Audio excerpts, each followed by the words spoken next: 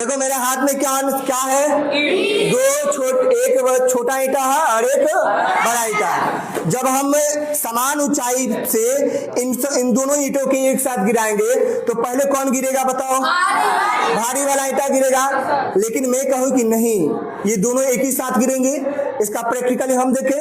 अब देखो यहाँ पर फोकस करना। देखो एक साथ गिरे हैं कि नहीं गिरे हैं? जमीन पर एक साथ गिरे हैं, है ना। अब देखो ये भारी और एक कागज का टुकड़ा देखते हैं, ठीक है। अब कहेगा कौन पहले गिरेगा? भारी वाला ईंट गिरेगा, फिर वही वाला हाल। तो देखो यहाँ पर ईंट का पहले गिर गया, लेकिन क्या हुआ? कागज का टुकड़ा बाद में गिरा। तो देखो एक साइंटिस्ट बहुत पहले बताते हैं, गैलीलियो गैलीली जिनका नाम था, आप लोग जानते हैं कि गैलीलियो ने क्या चीज का आविष्कार किया था? दूरबीन यानी टेलीस्कोप का आविष्कार किया था।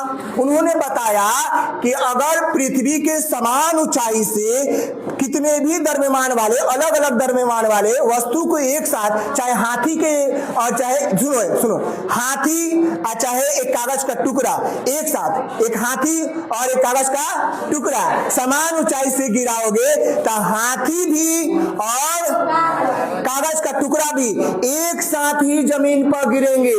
ये नहीं कि जो भारी होगा पहले गिरेगा और हल्की होगी वह बाद में गिरेगा, ऐसा नहीं है। देखो जो कागज था वो क्या हुआ? पहले यानी बाद में गिरा। क्यों गिरा? क्योंकि ये हवा इसको प्रतिरोध कर रही थी, यानी हवा इसको रोकने का काम कर रही थी।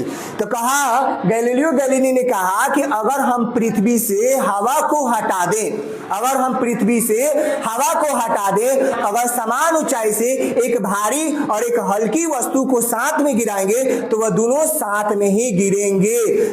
उनमें त्वरण कितना उत्पन्न होता है? 9.8 मीटर प्रति सेकंड स्क्वायर का त्वरण उत्पन्न होता है। बस समझ रहे हो?